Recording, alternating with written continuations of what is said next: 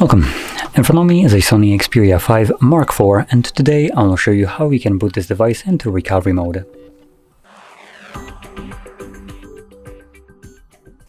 So to get started, let's hold the power key and leave its volume down. And volume up. There we go. To get our boot options, and simply select power off. Now once the device turns off, you want to hold power key and volume down.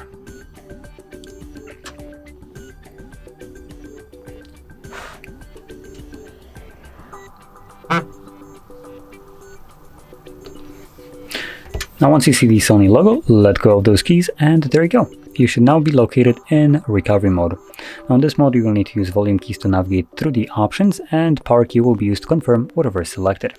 Now quickly going over the options that are accessible to us, we have Reboot System Now, which takes us back to Android, Reboot to Bootloader, enter Fast Boot Mode, apply updates from ADB or SD card, wipe data, mount system, view logs, run tests, and simply power off the device.